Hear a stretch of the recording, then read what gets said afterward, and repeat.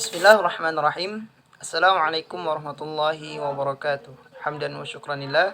Summa salatu wassalamu ala rasulillah wa ala alihi wa ashabihi wa man tabi'a risalatah amma ba'd.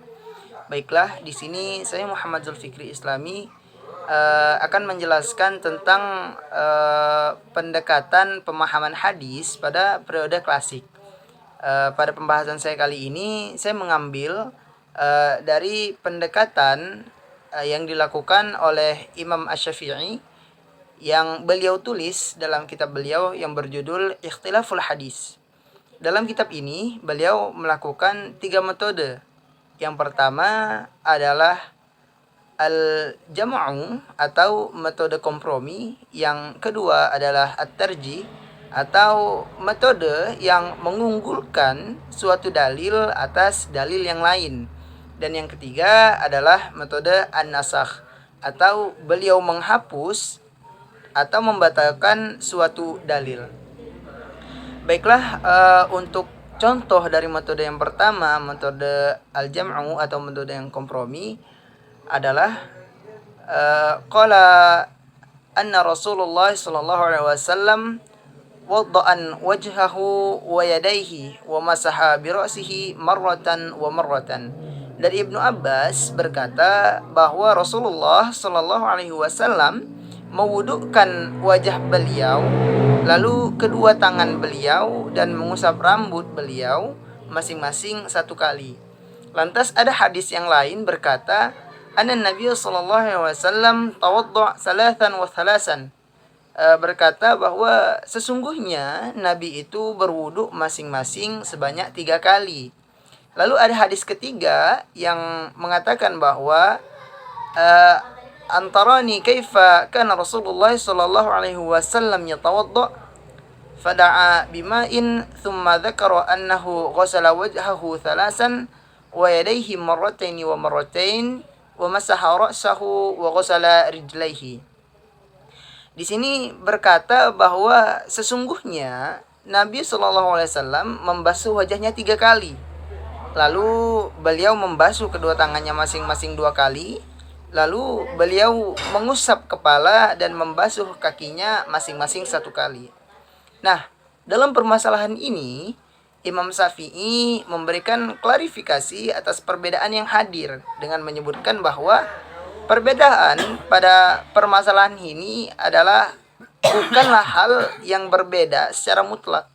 Akan tetapi perbedaan di sini hanyalah pengerjaan pada berwudu, tata cara berwudu tersebut.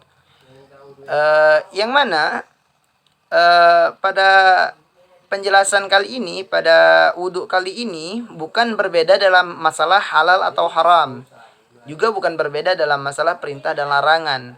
Akan tetapi perbedaannya adalah batas minimal melakukan wudu, yang mana dalam hadis di atas telah disebutkan bahwa batas minimal melakukan wudu adalah 1 kali. Dan jika kita ingin menyempurnakan wudu kita tersebut, boleh melakukannya sebanyak 3 kali. Lalu metode yang kedua, metode tarjih atau metode yang mengunggulkan suatu dalil atas dalil yang lain. Sebagai contoh adalah qala ra'aitu an-nabiy sallallahu alaihi wasallam idza iftataha shalah wa rafa'a yadayhi hatta yuhadhi mankibahi wa idza arada an yarka'a wa ba'daha yarfa'u ra'sahu minar ruku' wa la yarfa'u baina saddaini. Lalu beliau sallallahu alaihi wasallam mengawali salatnya dengan mengangkat kedua tangannya sampai berhadapan dengan pundaknya. Lalu ketika beliau hendak ruku dan setelah mengangkat kepala dari ruku, beliau tidak mengangkat tangan di antara 2 sujud. Lalu ada hadis lain lagi yang berkata, ra'aitu anna Nabi sallallahu alaihi wasallam idza iftataha as-shalah yarfa'u yadayhi. Lalu qala Sufyan, thumma qadimtul Qufata falaqitu yazidu biha fasami'tuhu yuhadditsu biha wa zada fi thumma la ya'ud. Berkata bahwa sesungguhnya aku melihat Nabi sallallahu alaihi wasallam ketika mengawali sholat, beliau mengangkat kedua tangannya. Kemudian Sufyan berkata, kemudian aku datang ke kota Kufah, lalu bertemu Yazid di sana. Aku mendengarkannya meriwayatkan hadis dari redaksi tersebut. Dia menambahkan redaksi tumma la ya'udu. Kemudian Nabi tidak mengulangi mengangkat tangan lagi. Nah, pada redaksi hadis tersebut, Imam Syafi'i memilih hadis dari Salim, dari ayahnya, karena lebih kuat daripada riwayat Bara' al-Zabid bin Zabid. Imam Syafi'i menampilkan beberapa argumen untuk menguatkan riwayat yang dilakukan oleh Salim. Yang pertama, komentar Sufyan yang berisi redaksi la ya'ud merupakan tambahan atau sisipan dari Yazid dan bukanlah dari Bara' sendiri. Sisipan itu kemudian dianggap oleh para perawi setelahnya merupakan bagian dari hadis. Padahal hal tersebut bukan merupakan bagian dari hadis. Dengan demikian terdapat masalah dalam hafalan perawinya. Yang kedua, riwayat Salim dari ayahnya memiliki penguat dari generasi sahabat sebanyak 11 orang. Hadis yang diriwayatkan oleh 11 orang tentunya lebih diutamakan dari hadis yang diriwayatkan oleh satu orang saja. Karena yang diriwayatkan oleh 11 orang tentu sudah terjaga keotentikan hadis tersebut.